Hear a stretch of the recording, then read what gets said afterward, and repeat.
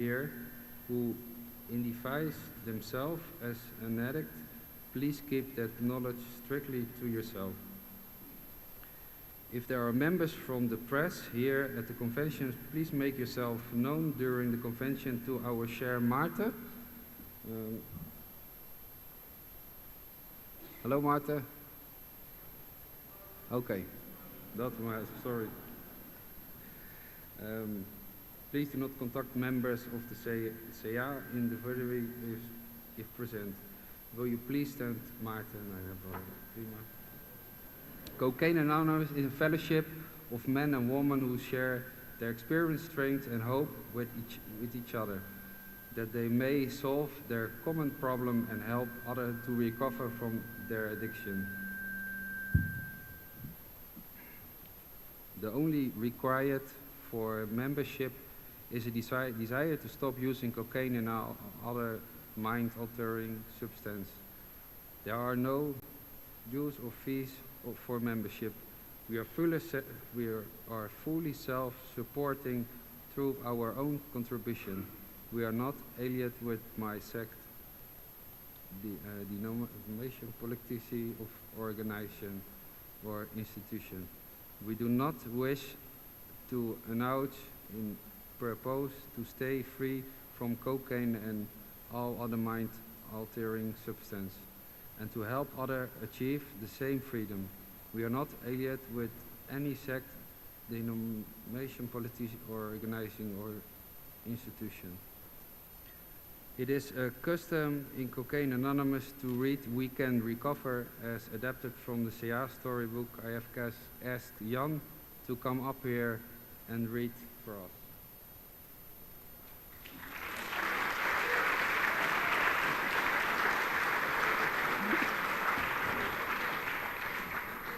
Good evening, everybody. My name is Jan, and I'm an addict. Are there more addicts here? Come on, louder. Yes. Yeah, finally. Well, we can recover. Welcome to Cocaine Anonymous. We are all here for the same reason: our inability to stop using cocaine and all other mind-altering substances. The first step forward is admitting that there's a problem. The problem, as we see it, consists of an obsession of the mind and an allergy of the body. The obsession is a continued and irresistible thought of cocaine and the next high. The energy creates an absolute inability to stop using once we begin. We wish to assure you that there's a solution and that recovery is possible. It begins with abstinence and continues with practicing the 12 steps of recovery one day at a time. Our program, the 12 Steps of Cocaine Anonymous, is the means by which we move from the problem of drug addiction to the solution of recovery. So I'd like to ask everybody to count with me. 1. Come on, a little bit louder. 1. Thank you. We admitted we were powerless over cocaine and all other mind-altering substances, that our lives had become unmanageable. 2. Yes, that's the right cue. Came to believe that a power greater than ourselves could restore us to sanity. 3. Made a decision to turn our will and our lives over to the care of God as we understood Him. 4. Made a searching and fearless moral inventory of ourselves. 5. Admitting to God, to ourselves, and to another human being the exact nature of our wrongs. 6. We're entirely ready to have God remove all these defects of character. 7. Humbly ask Him to remove our shortcomings. 8. Made a list of all persons we had harmed and became willing to make amends to them all. 9. Made direct amends to such people wherever possible, except when to do so would injure them or others. 10. Continued to take personal inventory, and when we were wrong, promptly admitted it. 11. Sought through prayer and meditation to improve our conscious contact with God as we understood Him, praying only for knowledge of His will for us and the power to carry it out. 12. Having had a spiritual awakening as the result of these steps, we try to carry this message to addicts and to practice these principles in all our affairs. Cocaine Anonymous is a spiritual program, not a religious one. In CA, we believe each individual can choose a higher power of his or her own understanding. In short, a God of his or her own. No one comes into Cocaine Anonymous to find God. We came into these rooms to get rid of a terrifying drug habit. Look around this room. You are surrounded by people who came as a last resort. We came into these rooms emotionally, financially, and spiritually bankrupt. We have experienced all sorts of tragedies as a result of cocaine, drugs, and/or alcohol. We have lived many of the same horrors you have, yet today we are free from the misery, terror, and pain of addiction. Maybe some of us were worse off than you. Maybe some of us didn't hit as low as bottom as you.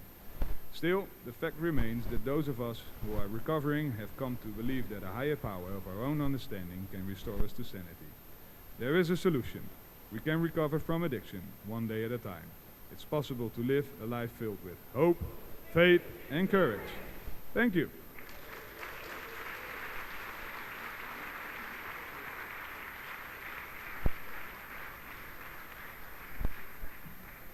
Thank you. It is also custom of Cocaine Anonymous to read who is an addict, and I have Ian to read it for us.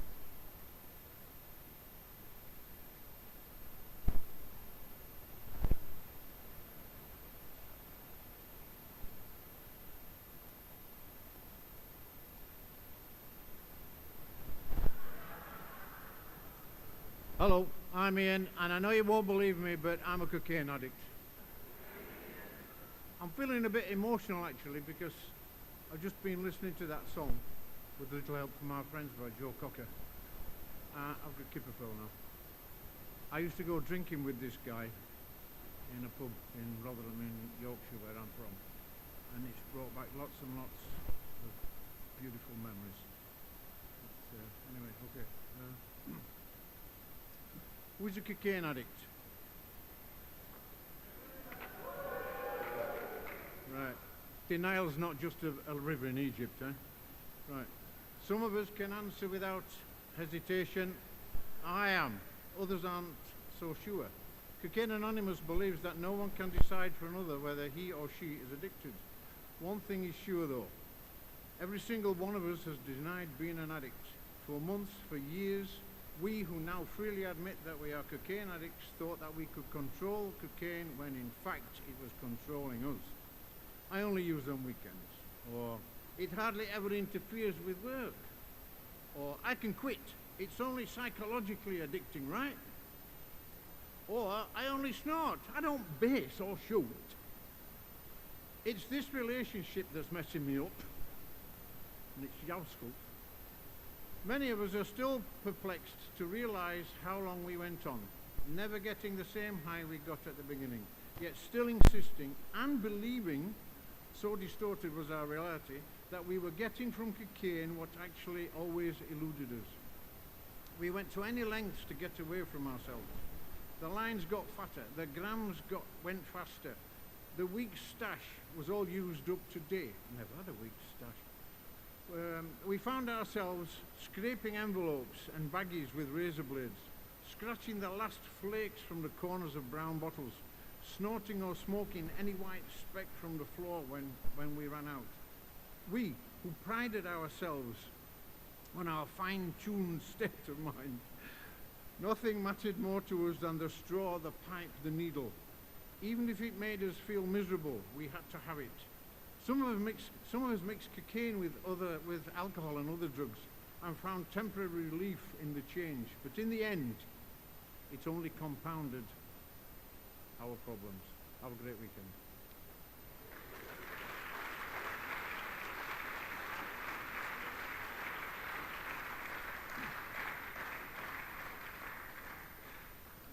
Thank you. This convention is made possible not only from registration fees, but also to the generosity of voluntary contributions. While the traditions are being read, we will pass the bucket in keeping with our seventh tradition. Our new friends do not need to feel obligated to contribute. Please remain quiet while the baskets are being passed. The 12 steps tradition are to the group that the 12 steps are individually. I asked Emily to read the 12 traditions for us.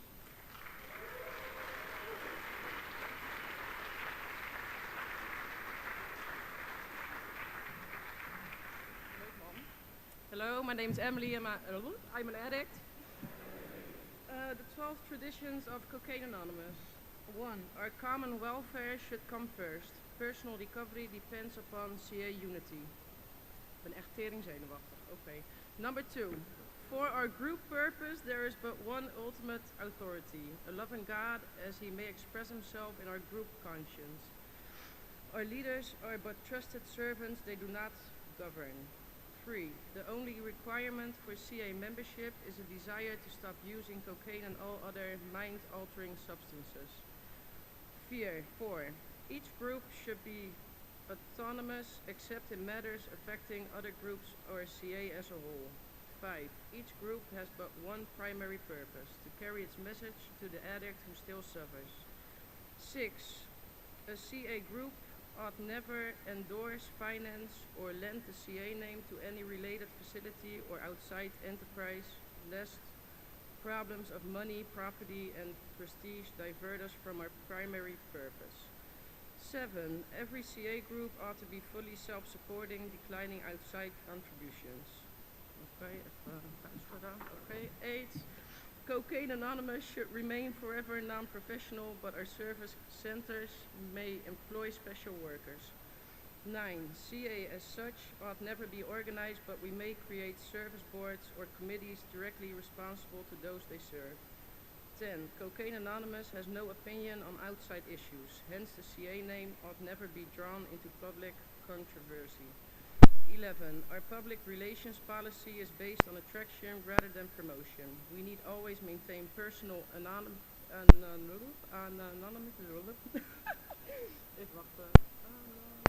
I don't know how to say it. That's at the level of press, radio, televisions, and films. 12. Even pauze hoor. Oké. Tering. Oké. Anonimiteit is the spiritual foundation of all our traditions, ever reminding us to place principles before personalities.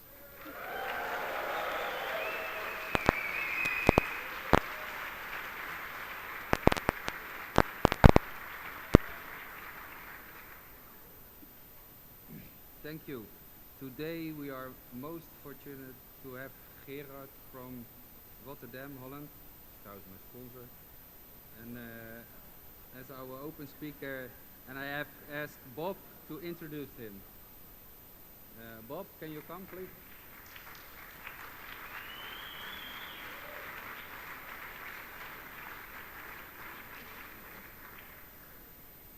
Hi, my name is Bob and I'm an addict. Grateful to be here. Yeah, I'm preparing for this introduction. Like this, every morning I sit and read. And this morning's reading was about, it's a reading from Emmett Fox, daily reflections on Emmett Fox. And it talks about we are children of God. I'll leave that word out, but we're children, and how we children grow up. And all of a sudden, while reading this, I had to think about my introduction for my dear friend here. And, you know, I owe you an apology. I owe you an amends, and it's just really fun to do it this way because it's exactly the introduction I wanted to do, except for the amends part. So here it is. Back in the day when I felt like a child, we had the same sponsor, Edward. And I walked behind Edward for every little thing, and I called him for every little thing, and it was like that. My relationship with him, I was a child, and he was my father in recovery.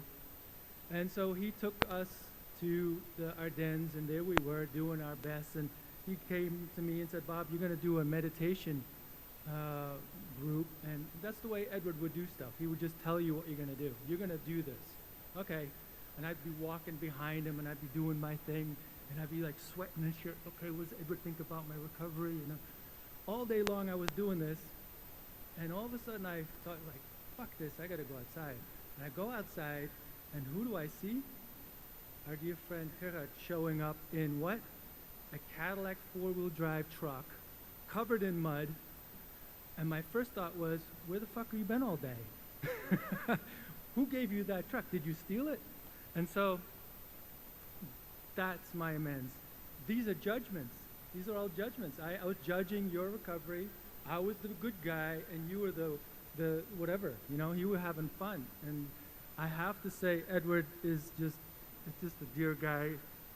The stories I heard about your trip to Las Vegas, actually, it should have been LA, but it turned out to be Las Vegas and back to LA. But that stuff like that made me realize, wow, what a relationship we have got. So anyone in this room who does not have a sponsor, please get a sponsor, because shit happens when you have a sponsor. Let me tell you that. And it happened with us. So I am sorry for the judgment I had on your early recovery. It's not cool. And I hope I can make an amends for that. It's my honor to be standing here to also mention Edward, who I love dearly today still, and I still hear him talking to my sponsor today. I was sitting with my sponsor Ilya sitting there today in my living room, and I hear myself say stuff that Edward said to me. And for the sponsors in the room, I'm sure you can relate. It's just we're just passing this on. I didn't think of any of this stuff. How awesome is that? So, enough of me. Our friend Gerard here is going to tell us all about him and his recovery travels, and thank you very much. Let's give him a warm welcome.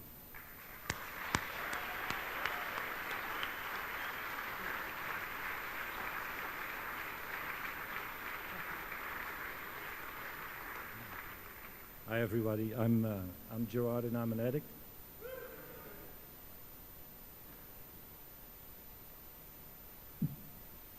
I'm so scared. I've been asked a while ago for this, and the first question was, do you like to speak on the convention? And I thought,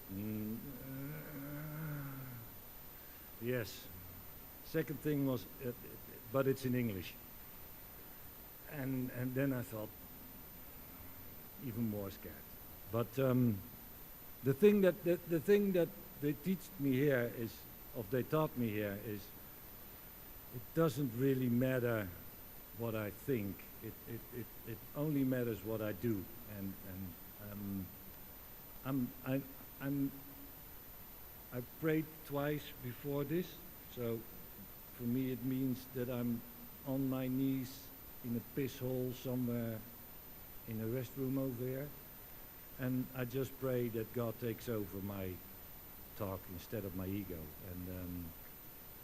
And I'm grateful to be here. Thank you very much for the committee for asking me, even more for taking care of this whole thing around us, because it's a lot of work. It's what I remember, I've been lucky since I came here that I met people who were actively in doing service, and I just followed. And I remember that we started this convention, I don't know, 15 years ago or something, and it was small, and we were there with 50, and then it became 100, and then it became 150, and then it became 200. And I remember that our sponsor, as Bob just explained, who came from LA, and he came over here, so he had a pure message. So we were lucky that message was as pure as possible. And he said, Gerard, we need to find another location. And I remember that we were walking here. And I thought, no, this is far too big. This is impossible. This is not the place. Let's stay in The Hague. And today we're here. And as I heard from the committee, it's 500 tickets sold. And it's amazing. I've been fortunate enough to be involved in a group that was very active in conventions and in service. And I remember the first convention we went with 6 guys, and our sponsor said, okay, for next year we have one goal. Everybody take one guy with you next year. So it just doubled and doubled and doubled, and experiences like this just made me a member. I'm a member of CA, and I'm a proud member of CA, because if I don't do this, it's not that I just catch a cold or that my nose starts bleeding. I kill me and I take you with me if I love you. And that's why I'm here today. That's why I like to share with people that what's been given to me here is such a nice, beautiful thing. That if you just catch a glimpse of that, it will just change your life. And for the new people over here, just stay. Just stay. And if you're new, it doesn't matter that you're new. And it doesn't matter that you're uncomfortable. Because I'm 16 years sober, and I don't say it to brag. I just say it. After 16 years, I'm still uncomfortable. But I'm here. So if you're new and if you're uncomfortable, just stay, and we will love you. Without any judgment or anything. And I ended up here after being warned by many people. It started with parents, then in school, then psychiatrists, then judges, then police, and after everything that went wrong, I ended here. So if you're here, I'm not allowed to swear, but then you're fucked like me. And so stay. I'm Gerard and I'm an addict, and I since I was young I didn't fit in, and it wasn't because of the situation around me. It wasn't because of my parents. It was just from within that I didn't fit in. And it started at school, and it just sat in the back and just trying to be the chameleon, just changing color to whatever situation was around me, but I never had the right color. When everything turned green, I was all of a sudden yellow, and it was just going into every direction, and whatever I did didn't feel good enough. If I played soccer, I always ended up in the back, because in the front you could see my skills, and my skills weren't good enough, so I just pulled myself back to the back, because goalie was too scared, because then the goals were against me, so people looked at me. But in the front they gave me all the balls and I needed to score, but that was scary too. So just put me in the middle and I'll try to blend in, but I don't feel at ease. And there was in school, there was at soccer, there was at everything I did. If my parents just talked at me and just gave me any comment or just any changes or suggestions, I could only hear with every suggestion that I wasn't good enough. But no one did any wrong, if I look back now. It was all me that taught me that. And I made character defects just to exist, just to be fitted in. Until the day that marijuana, alcohol, that was the start. And I remember the first time that I did alcohol, that immediately I was good enough. Not even only that, I was even better than you. And I liked it immediately. I immediately liked it, and I also noticed that if I did it a little more than the rest, I was sort of accepted, and it was a cool story, and immediately it pulled me into a circuit of criminal activities and other stuff where I felt if I had the combination of drugs and alcohol within a group of guys that was into all these other activities, that I was accepted for me. And that is how it started. And my life was just shifting into something that felt like acceptance was the answer. I was in the back of the car, and I was in the back of the car with Paul and Peda. and we were at this buurthuis, and in the front of the car they were snorting cocaine, and they were asking to the back of the car, Gerard, have you ever done this? And I didn't hear, have I ever done it? The only thing I heard is, do you want to belong with us? And I snorted that, and marijuana and alcohol was nice, but cocaine was just the solution. And it immediately solved everything within me.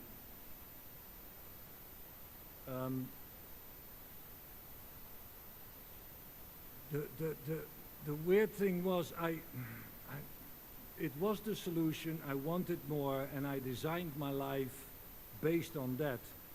But on the other hand, I also wanted the life that if others looked at me, that it looked respectable. So I was doing that. But on the other hand, I also wanted wife, career, and other stuff. And for a while, that worked out pretty well. And I started a normal life. I got married, I got kids and stuff. But I noticed that to just survive on the good side, I needed my medicines from the bad side, because otherwise I couldn't deal with all the situations. And the longer it got, the more these two worlds just separated out of each other. And it came to a point that if I needed to make a decision, I always first took care of the dope and my solution before the others. And I remember my wife telling me because I was out, the fun was over. It became to situations that they couldn't let me in the house anymore, because after 12 I became a monster. So my wife asked me not to come to the house anymore after 12, which was great at that moment. That I thought, fine, this is solved. I don't need to get home. I can do whatever I like to do. I remember that I stood in front of the door and I wanted to get into the house, and I was at the door banging it, kicking at it, and I don't know the time anymore. And I remember that my son opened the door, and it was this 6-year-old little boy in the middle of the night without clothes on, opening the door because his mom was afraid of daddy. He opens up, he looks at me, and I didn't give shit. I just walked in, did my thing, got angry at mom, and from there on it just got worse. And I don't have war stories as all these circuit speakers have, with all kinds of laughs and stuff. My using just got ugly, and I can go into every detail, but I don't know if it's right, because everything I remember is being blurred, and it just got ugly, and I started to hurt everything I loved. I started to hurt my kids. My wife was afraid of me. My parents didn't want to deal with me anymore. Things were just damaged, and I didn't see it. When I woke up in the morning, I had this great plan. The only thing is, I could never stick to the plan, and I surrounded myself with people that just like to hurt other people. That was my surrounding, where I felt comfortable. I felt it as a compliment if people called me a bad person, because I was proud of that. And it just grew from there into hell. And I remember that one day I'm sitting in my office, and a friend of mine comes in. He says, Gerard, it's not possible to deal with you anymore. And that was after I couldn't see my kids anymore. I was out of the house. Everything was already gone, but I didn't see it. And the guy comes in. The only thing the guy says is, Gerard, it's over. You cannot do this anymore. fuck off. And he walks out of the place, and I'm thinking, I don't know how to deal with this anymore. And that was just after all these moments that you wake up in the morning and you have these 22 missed phone calls, and you have birds chirping, and you have blood everywhere, and the money is gone, and there wasn't enough. But it was just that day that my fear of using and the fear of me was bigger than it ever was. And it was that moment I decided, okay, I need help. And I asked for help, and I was just lucky. I had not long to live, as they said medically after that. They transferred me into a mental hospital in London, and I detoxed, and there I was fortunate enough that after 2 weeks they brought me to my first meeting, and that was special because I didn't know what it was.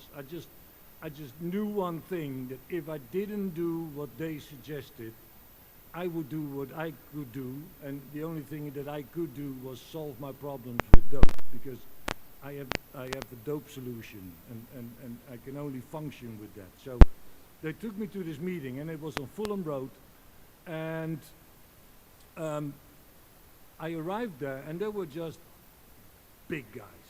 It was just behind the Chelsea stadium, and I thought that recovery was just kumbaya and was just there with incense and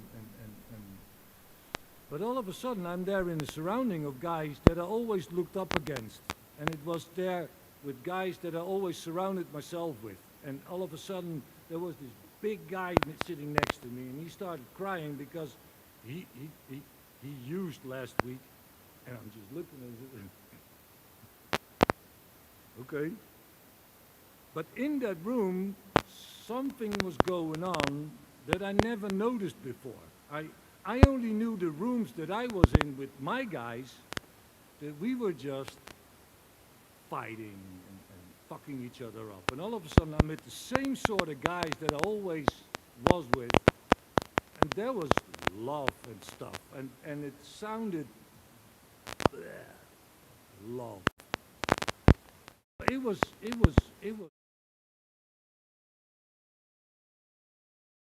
that I felt safe in the situation. I didn't know the guys, but after the meeting they came to me. I got a keychain, and after the meeting they came to me and said, give me your number. And after that meeting, the next day they called how I was. I came back to the meeting a couple of times, and I knew that I didn't know what it was, but I knew that there was something going on what I wanted. So I keep coming back, went to the meeting. I got up to my 90 days, and when I picked up my 90 days chip, the guy from the meeting said, great, so you're the speaker here. And all of a sudden, I was part of this thing over there. So from there, I went back to Holland, and I came back in Holland, and I looked for a meeting, and there were 2 meetings in The Hague and 3 in Amsterdam.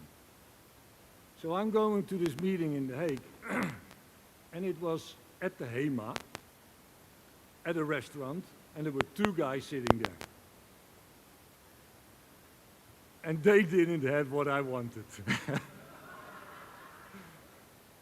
But okay, I went. From there, I found out that there was also an AA church meeting, AA Netherlands, and I was so fortunate that was there, because at that meeting there was sobriety.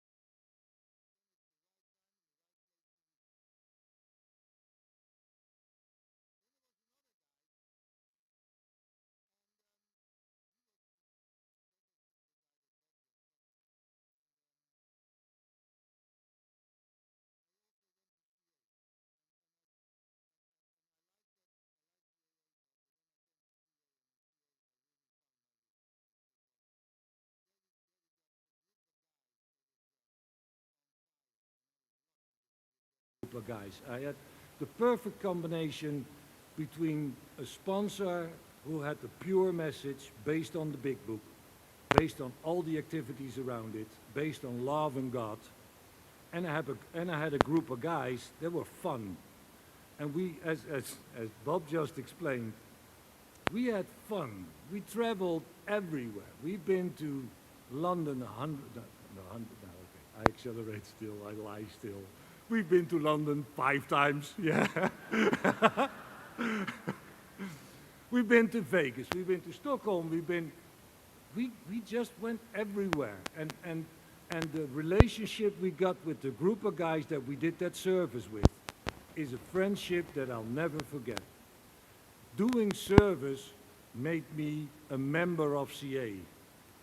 And by doing service and starting to sponsor people and going through the steps with other people,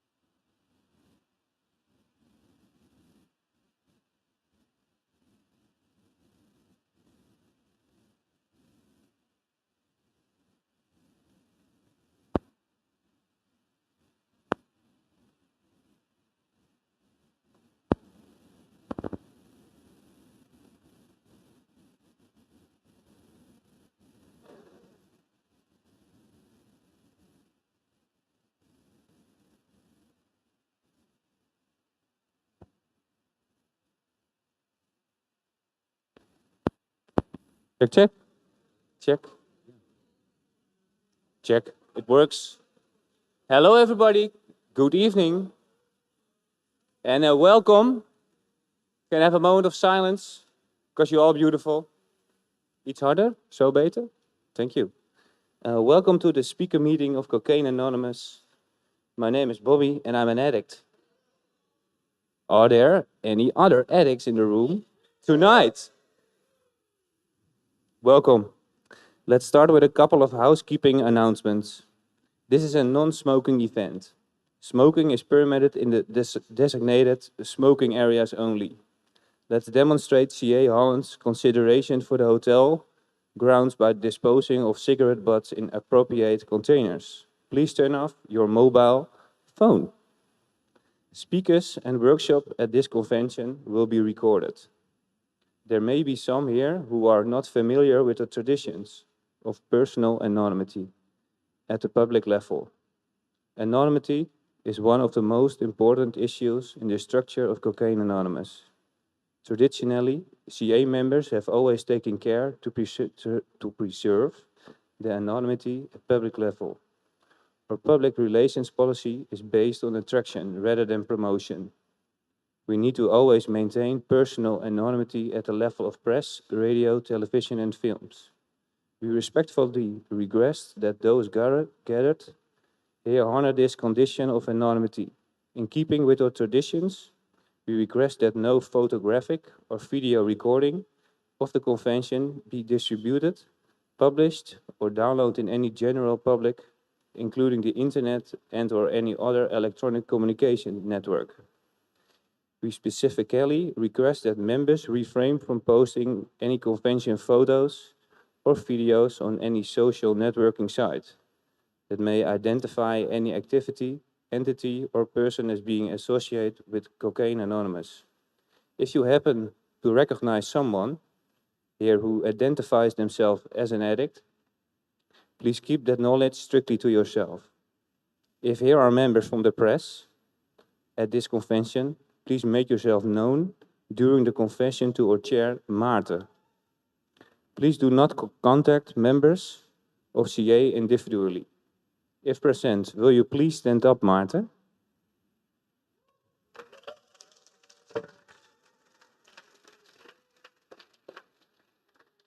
That's wonderful, thank you. Cocaine Anonymous is a fellowship of men and women who share their experience, strength, and hope with each other that may solve their common problem and help others recover from their addiction. The only requirement for membership is a desire to stop using cocaine and all other mind-alternating substances. There are no dues or fees for membership. We are fully self-supporting through our own contributions. We are not allied with any sect, denomination, politics, organization, or institution. We do not wish to engage in any controversy, and we neither endorse nor oppose any causes. Our primary purpose is to stay free from cocaine and all other mind-alternating substances, and to help others achieve the same freedom. It's a custom in Cocaine Anonymous to read We Can Recover, as adapted from the CA storybook. I have asked Richard to come up and do this for us.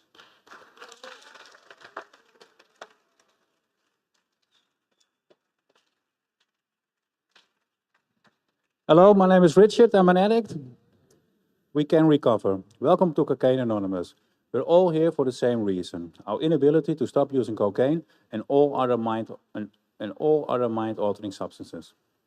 The first step forward is admitting that there's a problem. The problem, as we see it, consists of an obsession of the mind and an allergy of the body. The obsession is a continued and irresistible thought of cocaine and the next high.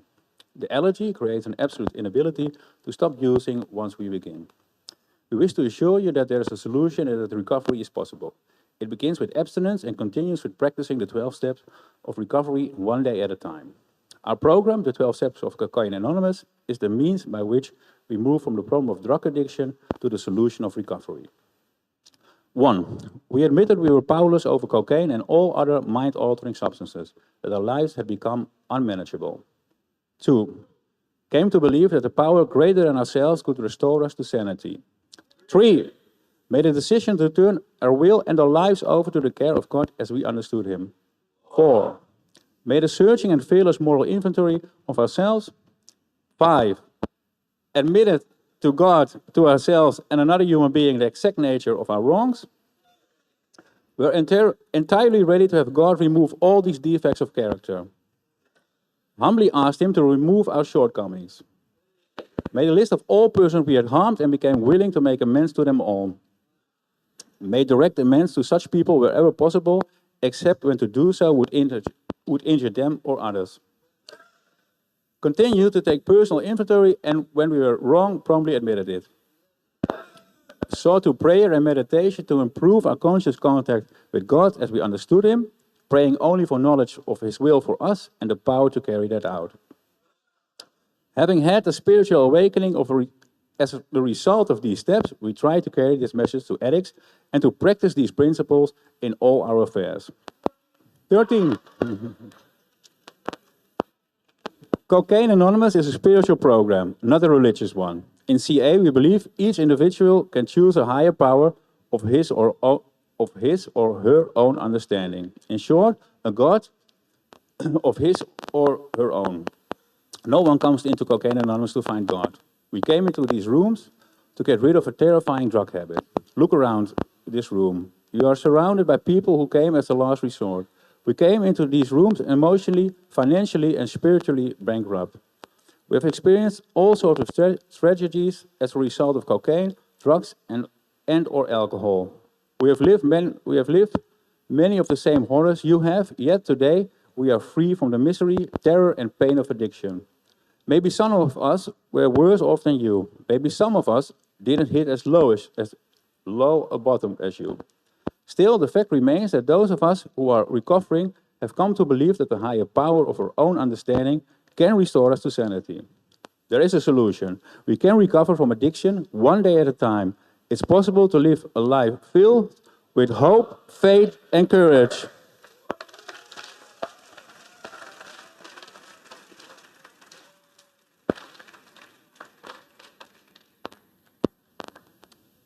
Thank you, Richard.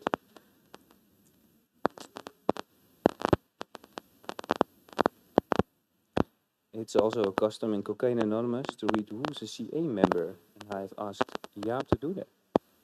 Will Jaap come up?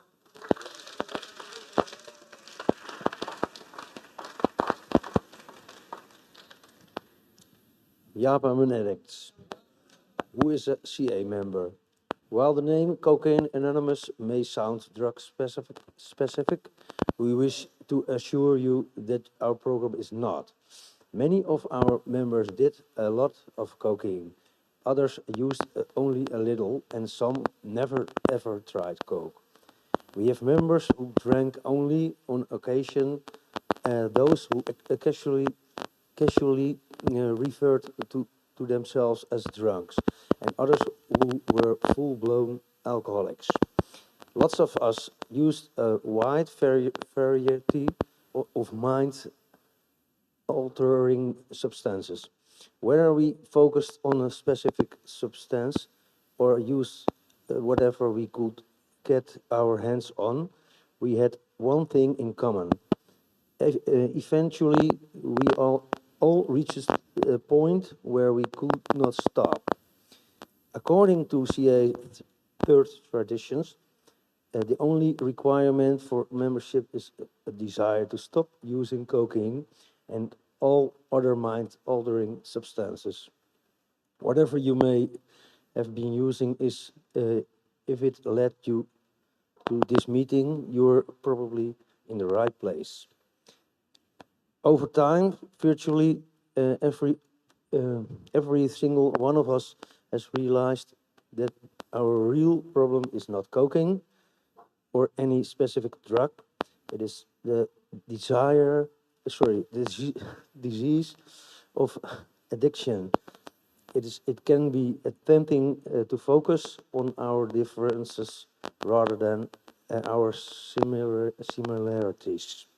But this can blind us to potential sources of support in our recovery. As we hear other member stories, the most important question to ask ourselves is not, would I have partied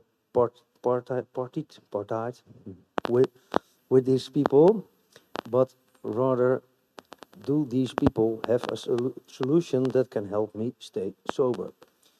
We encourage you to stick around and listen with an open mind, with its all inclusive third traditions and first step. Cocaine Anonymous welcomes everyone with a drug or alcohol problem and offers a solution. CA's 12 steps are not drug specific, and Cocaine Anonymous is not a drug specific fellowship. It doesn't matter to us if you drank or what type of drugs you use. If you have a desire to stop, you're welcome here.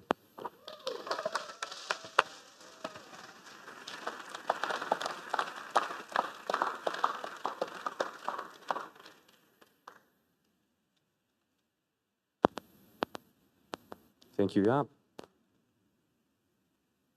This convention is made possible not only from your registration fees, but also through the generosity of your voluntary contributions. While the traditions are being read, we will pass the buckets in keeping with our 7th tradition. Our new friends do not need to feel obligated to contribute. Please remain quiet while the baskets are being passed. The 12 traditions are to the group what the 12 steps are to the individual. I've asked Joyce to come up and read the 12 traditions.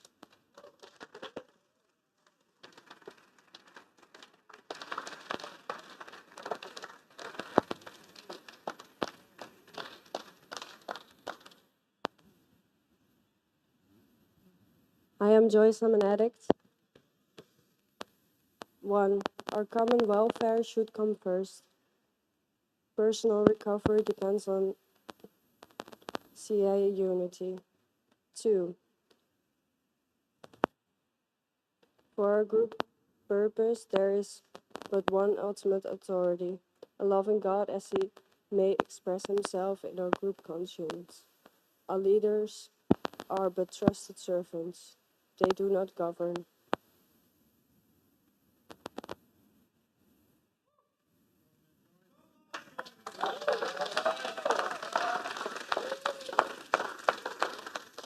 Three, the only requirement for CA membership is a desire to stop using cocaine and all other mind-altering substances.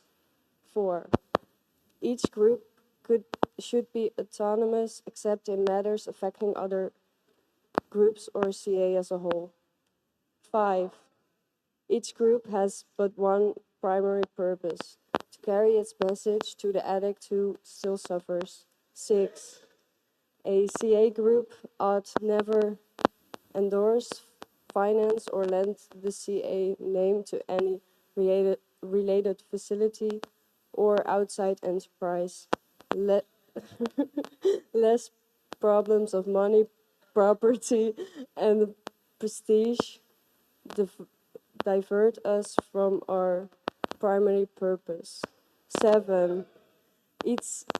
Every CA group ought to be fully self-supporting, declining outside contributions.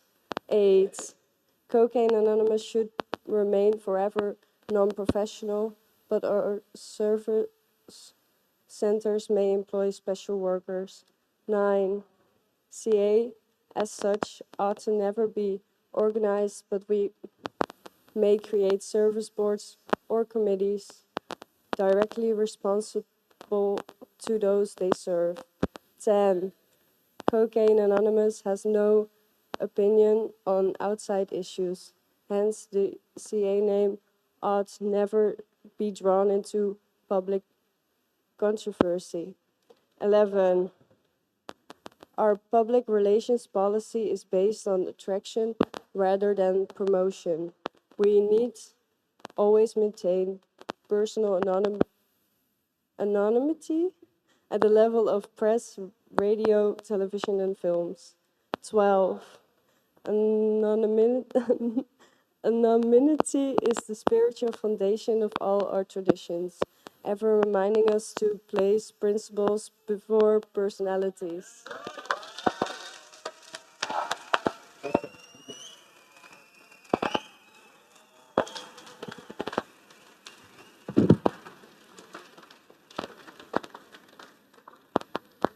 Thank you, Joyce. Tonight, we are lucky. We are most fortunate to have Edwina from Ireland as our speaker.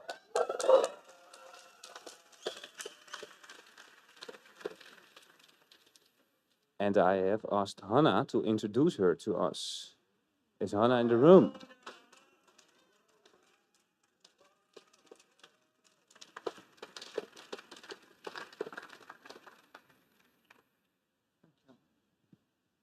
Hey guys. Hi. No, I'm so self-obsessed and full of fear, but okay, here we go. I'm Anna, I'm an addict. Yes, and I'm here to announce Edwina. And oh my God, I got touched already. But I'm forever grateful that this woman crossed my path and that she could show me the way to my God as I see him and it, her, I don't know, whatever. Yeah, she really showed me how to live recovery and how to practice these principles. And yeah, she's just amazing. And she will tell you in a bit, you know, you will see it by yourself. I don't have to tell you all. And you know, she has one amazing skill. She can eat the bitter balls, but with cutlery, with fork and knife.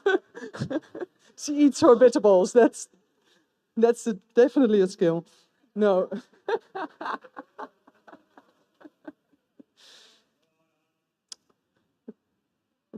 No, Edwina, I really love you, and it's amazing to have you in my life, and I'm so grateful for you in my life, and I think I've said that 3 times now. So come up here, give her a big applause. She's a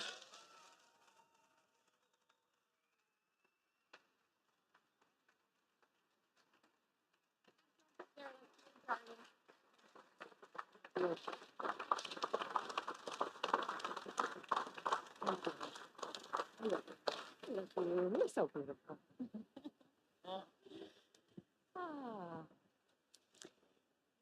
I'll pull the chair, but I might not say. Thanks, everybody. I'm Edwina, and I'm an addict. And thanks, Hannah. Hannah was sitting down beside me saying she was nervous to introduce me. I said, what a selfish bitch. I have to go up and share. What about me?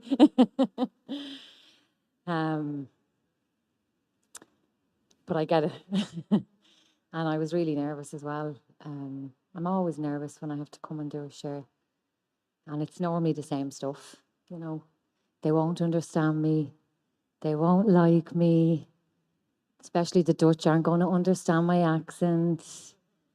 And, you know, it all goes back to the same stuff. You could say it's just, you know, wrapped in the bondage of myself.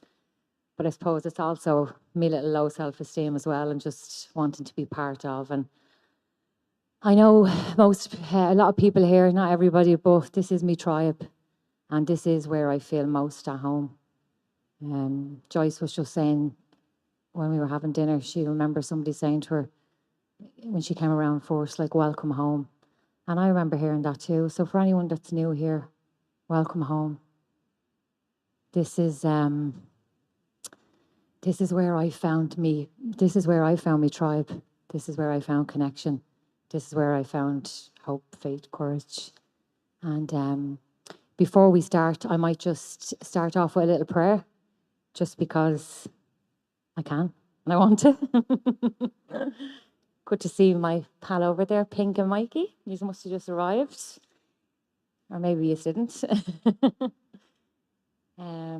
So yeah, maybe if everybody just closes down the eyes and tries to get unwrapped from the bondage of themselves and just listen to the prayer. Press down the eyes. God, we miss you. We miss you so very much. We seem to have lost our way, and we are very lonely without you. We want to come home to you more than our hearts can bear. Thank you for our complete defeat. Thank you for the pain of the downward journey. Thank you for leading us to each other and to the path of seeking you. Please allow each of us this weekend to experience your presence, and through that to show others how to know you. May we always be in the present moment with you. Amen. Yeah. And I suppose that's it. You know, when I come up here and I'm nervous about sharing, and I try ring me sponsor or say anything about it, she just tells me the same thing. Shut up. You're there to carry the message to the newcomer. It's not about you. It's not about Mikey, who's around yours, or Nadia, who's your pal, or Lucy, or anyone else. It's about the newcomer. And I know for a fact there's a lot of newcomers here. So if my little hope is just to carry the message that God has definitely turned up in my life, showed off, and restored me to some bit of sanity. But has restored me to sanity definitely around alcohol and drugs. And I'll touch a little bit on what it was like for me before I came here. You know, what happened and how I try live my life today through Cocaine Anonymous. And yeah, I celebrated 8 years sobriety in April, so I'm just over 8 years.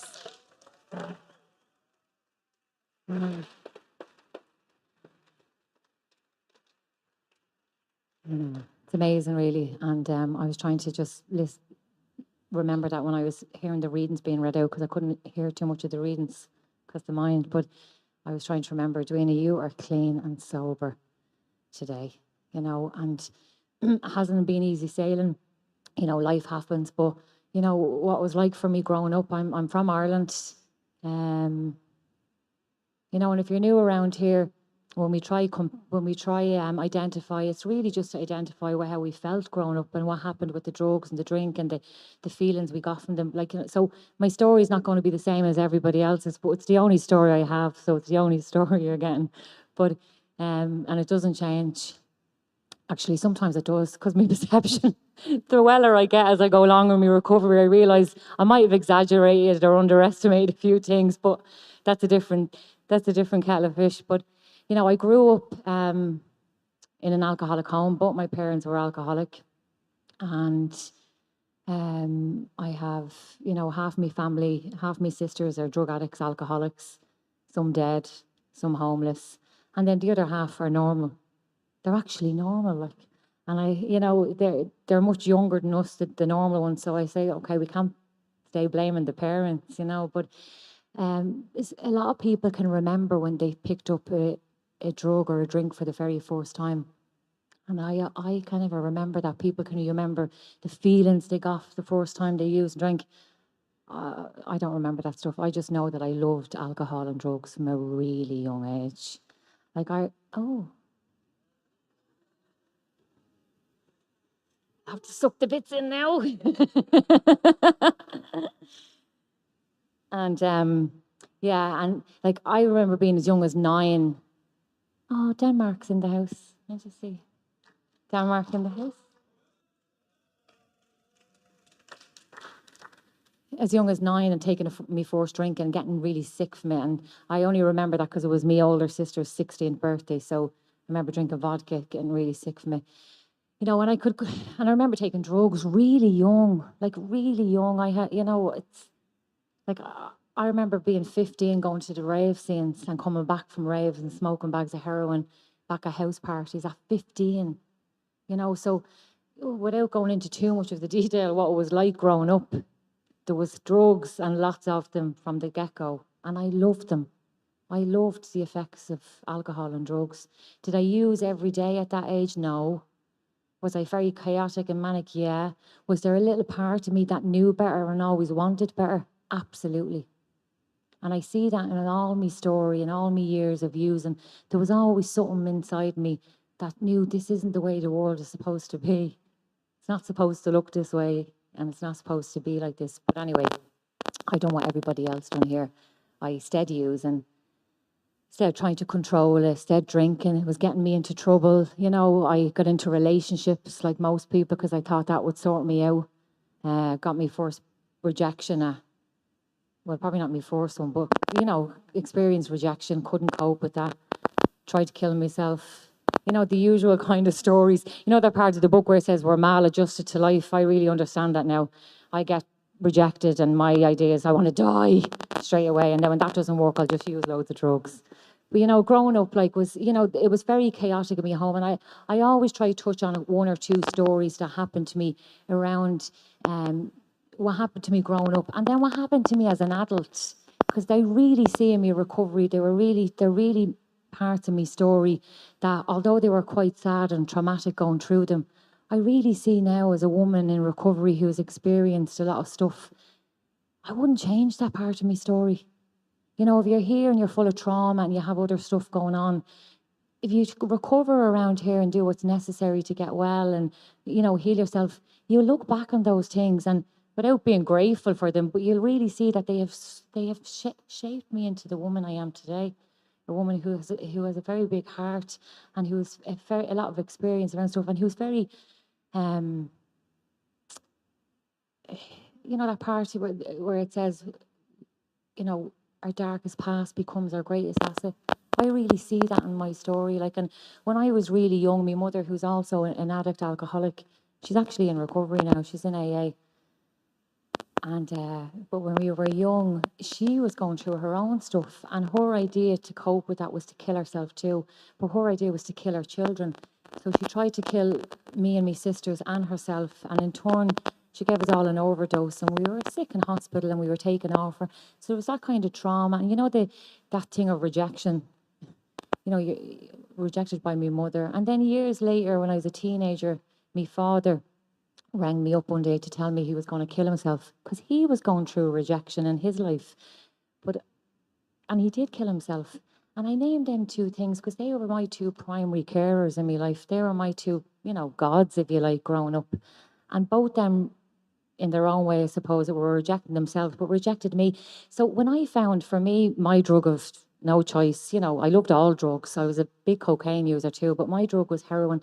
And I always say when I started using it at 16, 17, full time, you know, I really felt like I was back in a womb. I was safe, I was protected, I was minded.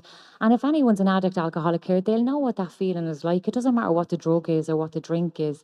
You get that sense of ease and comfort. You get that sense of, you know, not caring. You get the relief from the bondage of the mind, whatever way you want to call it. But I ran with that for years. But like I said, I knew that wasn't the way it was supposed to be. And I was always trying to get clean. I was always trying to go to school, get a little job, do the right thing, have a relationship. But, you know, I had zero skills at that. Like, I had loads of skills at taking drugs and drinking. And, you know, when I was 19, I decided I would move out of Dublin. I'm from Dublin city centre. So I said I will move 100 miles away. I met somebody who lived on a farm, and I thought, hi, Alistair and Matt, welcome. Come and take a seat. The London boys are here. And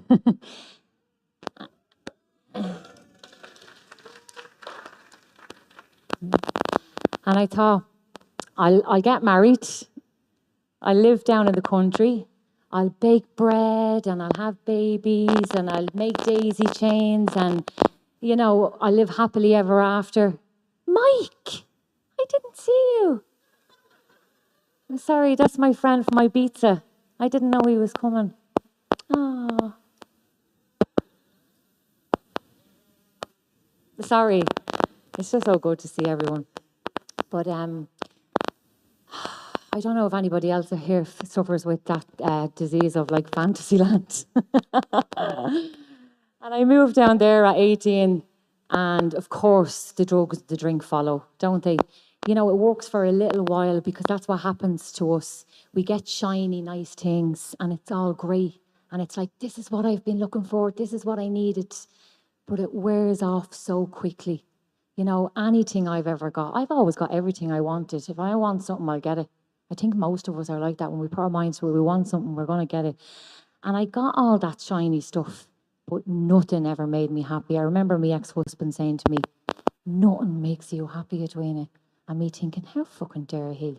But he was so right. He was so right. And you know, I thought, okay, I'll get married and that will fix me. So I got married. Of course, that didn't work. You know, I was still using and drinking. Then I thought I'll have a family, because if I have a baby, I will not do to my children what my mother and father done. I will love the babies. I will nurture the babies. I will do all them things. And really in my heart, that's what I wanted to do. But I hadn't got the power to do that. And I used during my pregnancy on my first daughter. And I don't say that lightheartedly. I say that because if you're new around here and carry that same shame that I carried as a parent coming in here, it really held me. And then, you know, I came here and I heard other people share that this disease is much greater than your maternal instincts, which are probably the strongest instincts on the planet. But this disease is greater. You know, I liked hearing that because I couldn't explain why I was using, even though I didn't want to use when I had a baby growing inside me. I couldn't explain that when my ex-husband would say to me, what the fuck? You picked up again? Why, Edwina? And I would try to come up with 100 excuses, but in my heart, I didn't have a reason. I didn't have a reason why. I didn't know what I suffered with. So I just thought I was selfish and, which I later found out I was, but you know, that's a whole different story. But, you know, when Ella was only 2, I was told, go to treatment. I was only 23 or 4, go to treatment, sort out your shit or you're going to lose your family. So I went to treatment. And I went in thinking, you know, alcohol is different because that's what most of us think when we come in here first. And I know there's somebody here that thinks that because I was talking to them only a few minutes ago. I thought alcohol is fine. I'm just a drug addict. I just have to stop taking certain drugs. I happened to be working as a pharmacist technician at the time. Don't ask how I got into that job, but I wasn't very honest. But I was working there.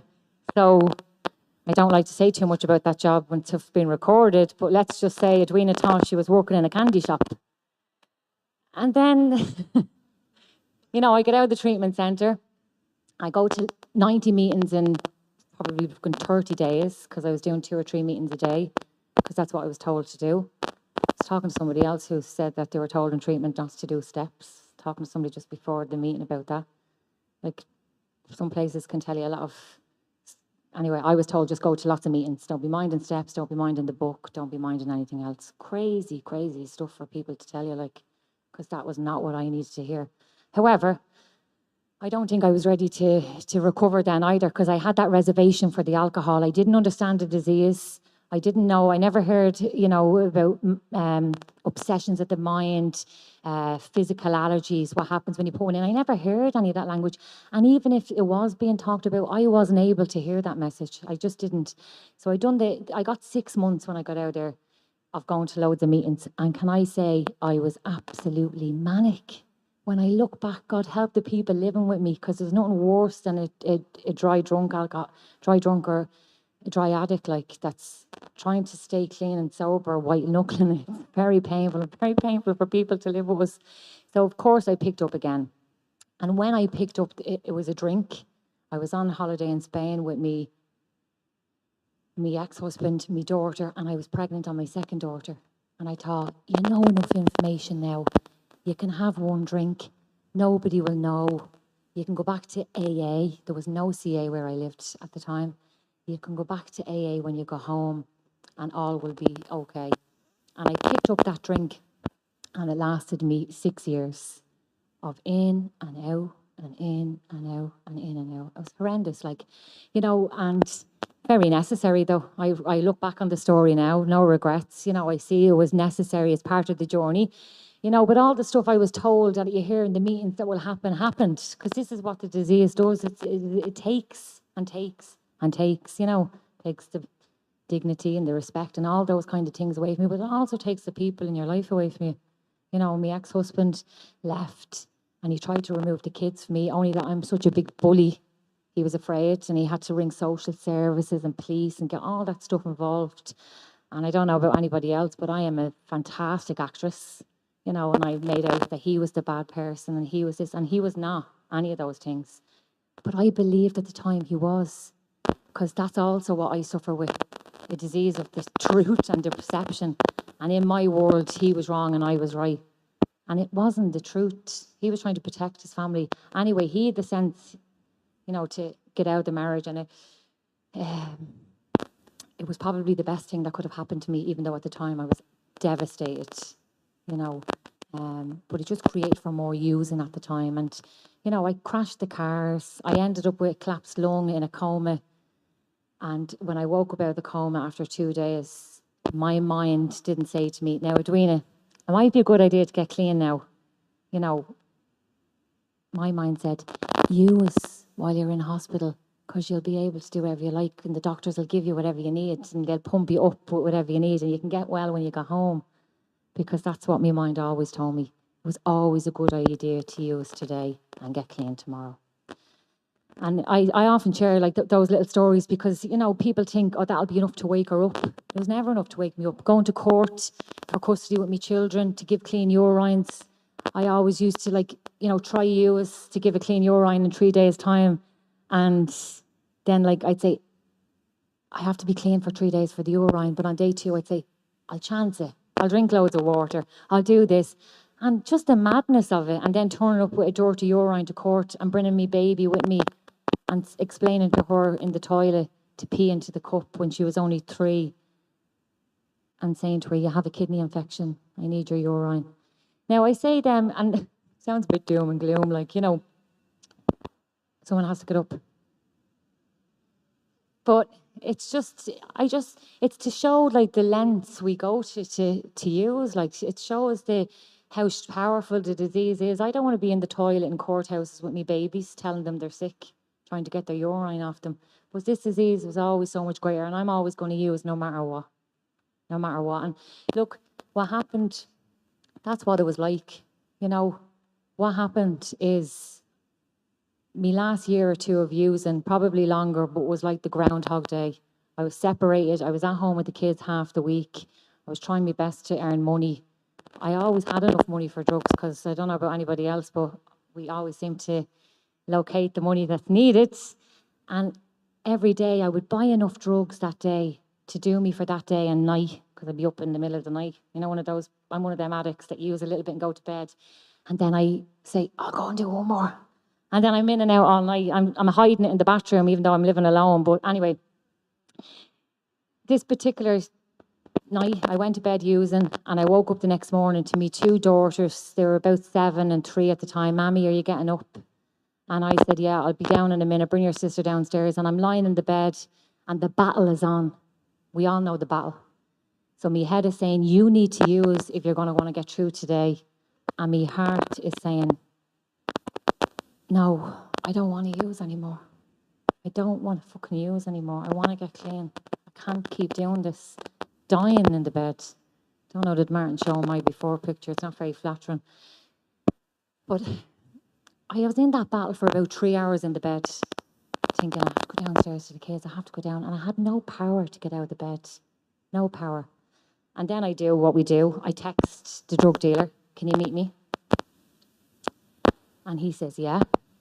And all of a sudden then I have a belt of power. I'm up out of the bed, I'm dressed, I'm downstairs, I'm doing everything I need to do. The symptoms are getting relieved. Before I even get the drug into my body, I feel better. Before I even get the bag in my hand, I feel better. I have power. I mean, I have power to get up and do stuff. Before that, I was stuck to the bed and couldn't move. You know, that shows you how much of a mind-power disease we suffer with.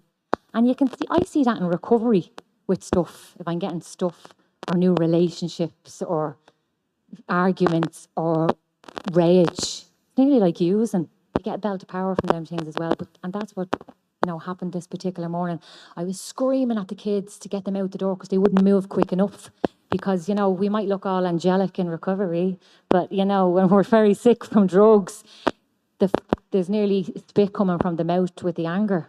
You know, the needing to get the drugs, the needing for stuff to go the way you want it to go.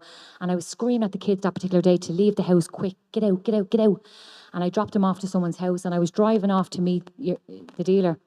I caught a glimpse of Lucy, my youngest girl, in the mirror, and she was crying. She was only 3 at the time. She was crying. And I remember feeling, I had seen this a million times before, but for whatever reason that day, Edwina happened to be broken enough.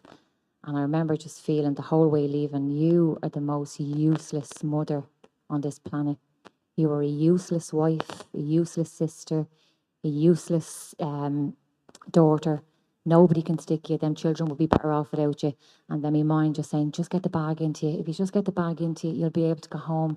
You'll be able to sit with the kids. You'll be able to bring them to the playground. You'll be able to just be. I just wanted to be able to be connected to my own babies, to be connected to anybody. Because we're so far disconnected from people, from everybody, from ourselves. And that day I used in the car, I got the bag and I used in the car. And I can't remember if I got stoned from her or whatever, but what I do remember, for the very first time while using, I got this moment of clarity, a different perspective, a rude awakening, a spiritual awakening, whatever word you want to label it. But for that second in the car, I realised, Edwina, no one else is the problem in your life. You are the problem in your life. You are the woman who is being creating all this. You are the one that has to do something different. You are the one that needs to change. And it's amazing. It sounds really simple, but until you have that kind of shift in perception where you realise actually you're the fucking problem, nobody else, because we love to blame the trauma, the abuse. And I had all of them. I had the sexual abuse, the physical abuse, the mental abuse, the parent trying to kill me, the father killing himself. I had a great story. The husband then abandoning me, poor me. Left with the sheep and the cows on my own, making daisy chains.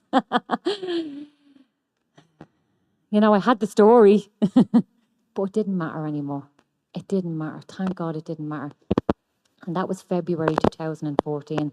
It took me until the April to get detoxed and into another centre to get removed from the substance. But something changed inside me. And I hear loads of other people sharing, and I rob different words to try and match it up to how I felt. You know, broken enough to let God in, broken enough to let a bit of light and a bit of hope in, whatever word, rude awakening, spiritual awakening, whatever you want to put on it.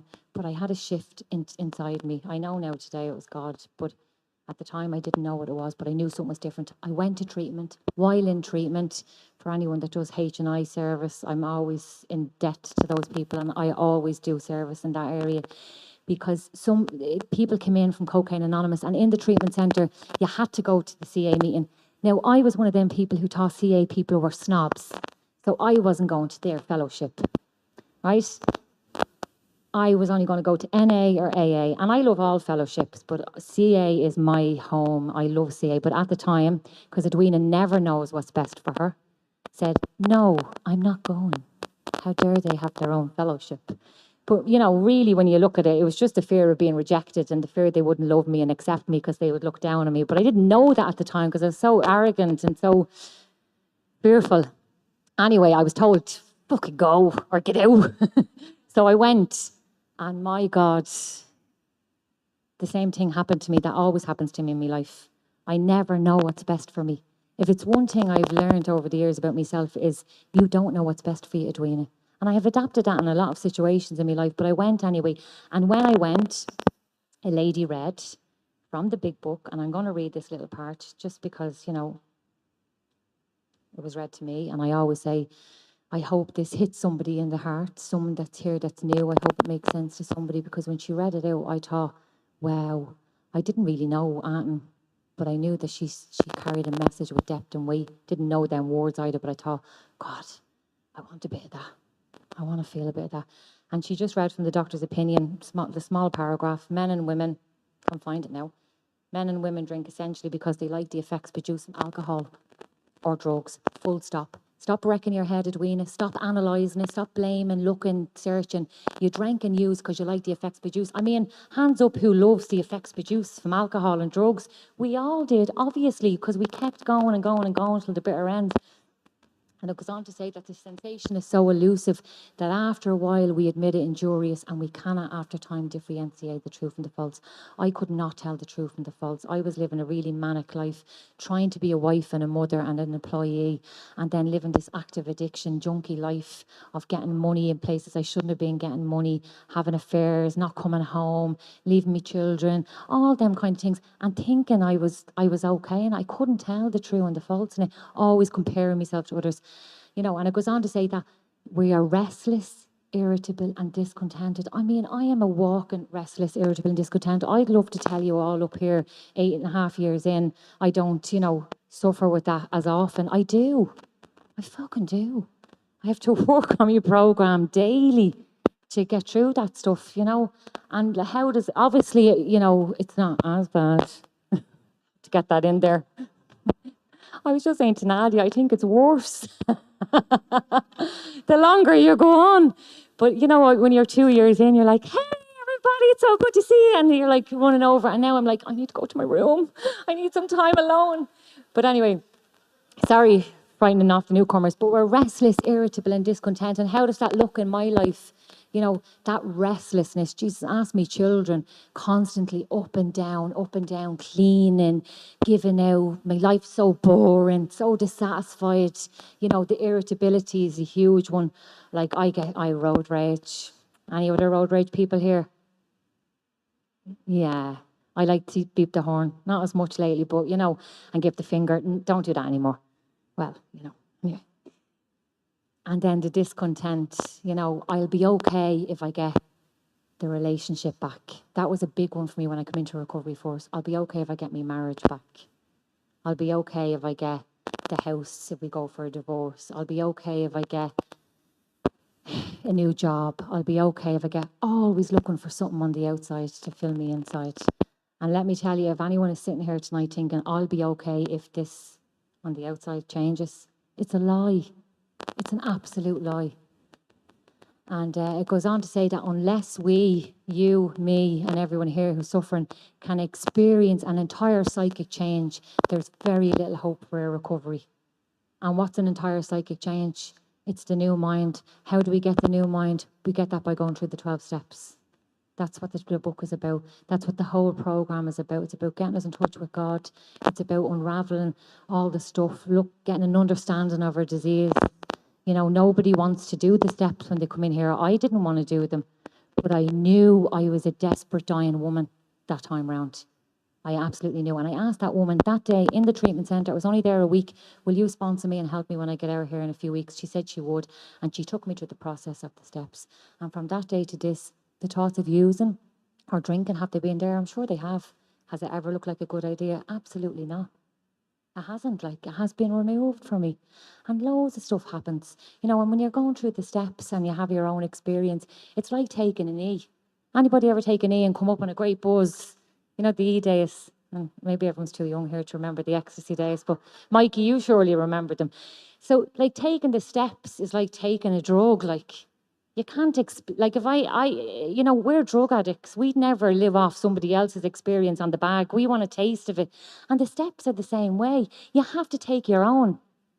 Just pretend it's a tablet, the book, and take it, you know. And every step I went through, although I didn't want to do it, I done it because I knew my life depended on it.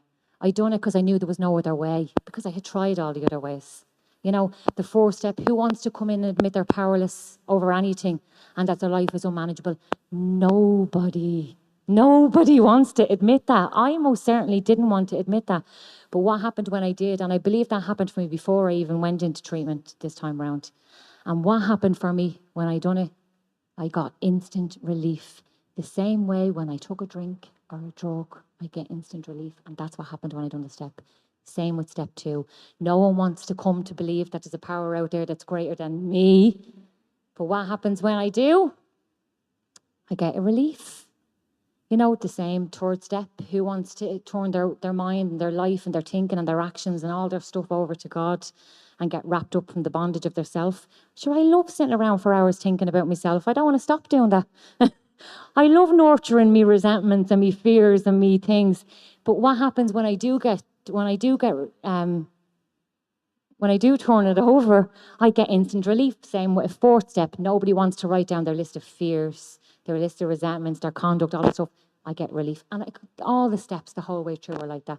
And I know I could share, an experience in every single step, but you have to take your own. You have to have your own experience. And when I was going through my steps, my sponsor went back drinking when I was on step 11. And I got a new sponsor. And the lady that I got, what time do I have to shut up at, Martin? Like 10, 15 minutes? Can someone tell me when that's up?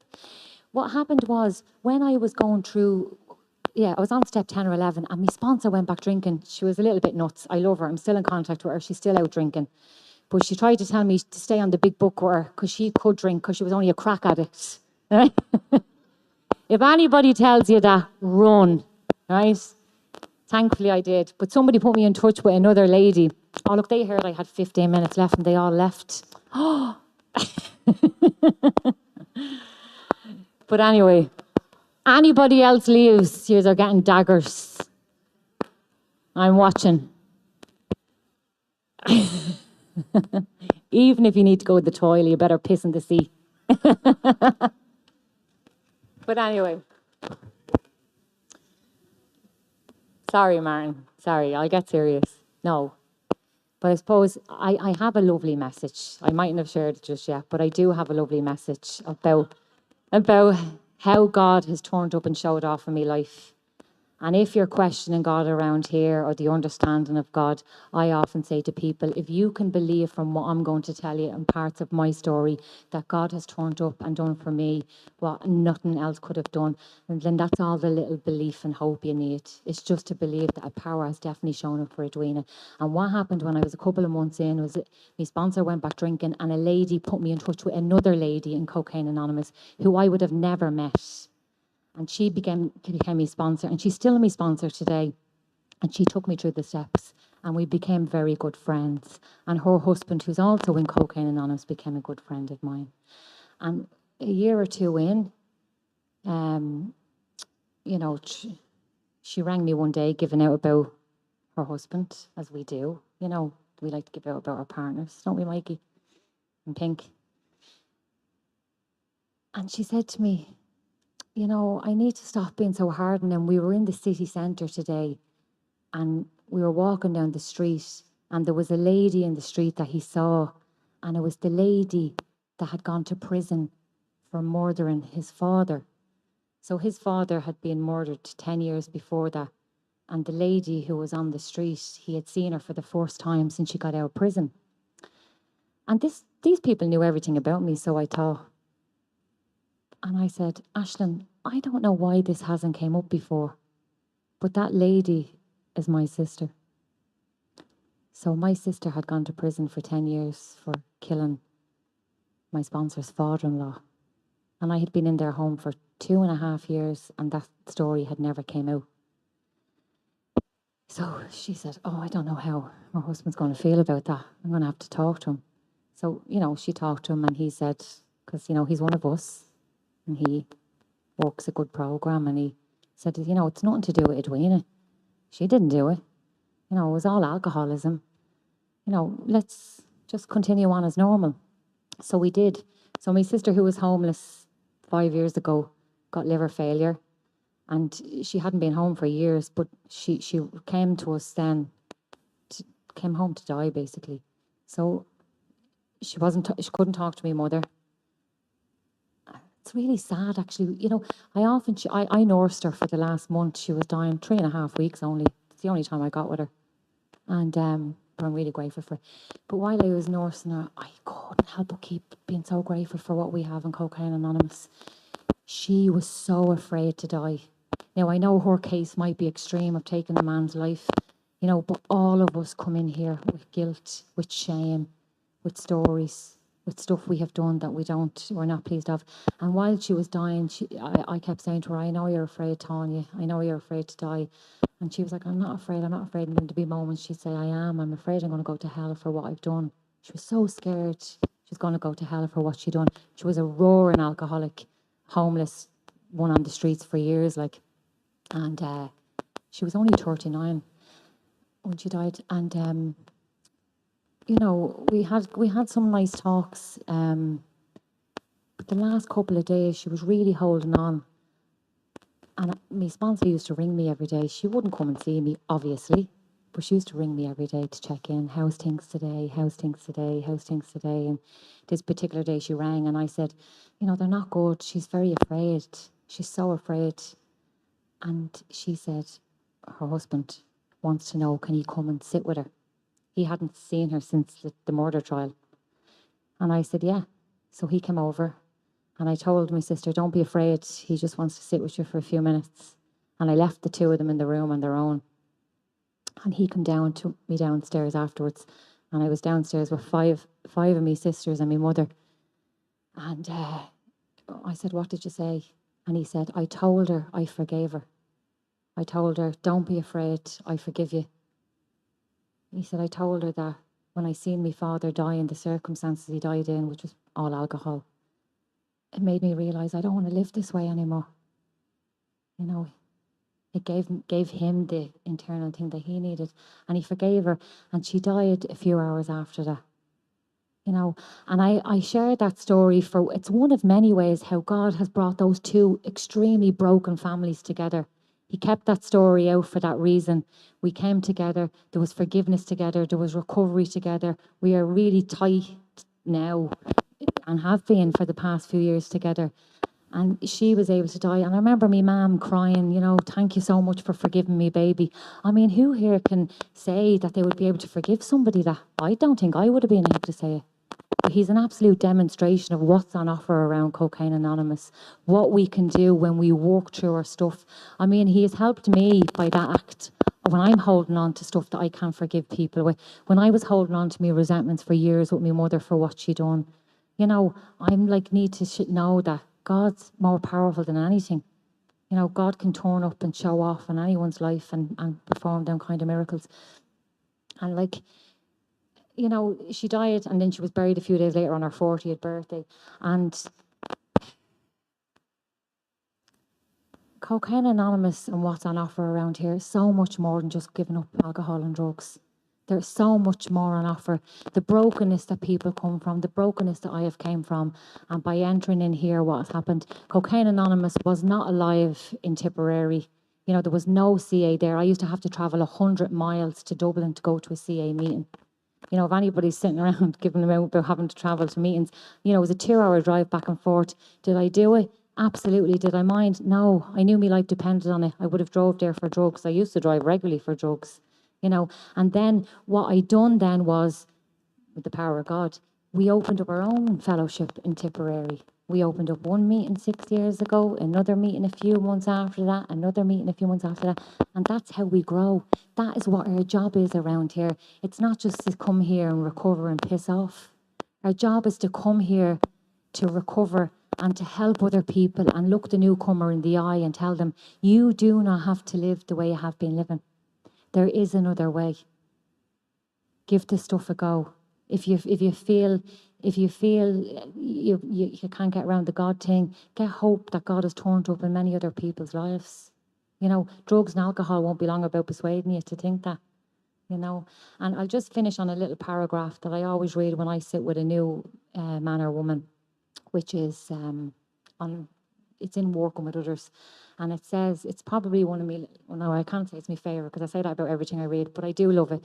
It says, both you and the new man or woman must walk day by day in the path of spiritual progress.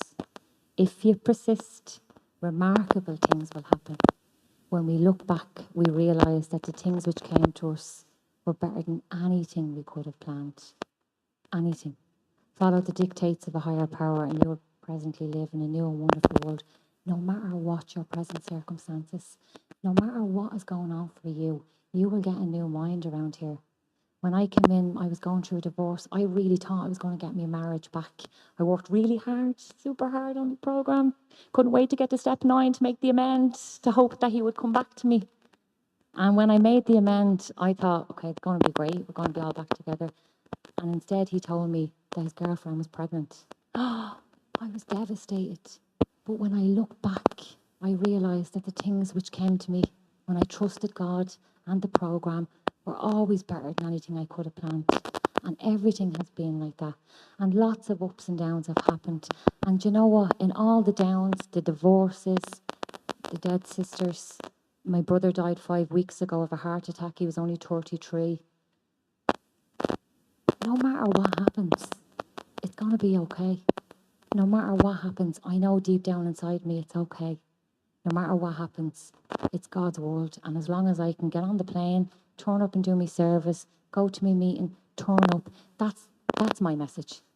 If you're here and you're asked to do anything in Cocaine Anonymous, just say yes, because that's what I've done for the last 8.5 years, and I've got a life better than anything I could have imagined.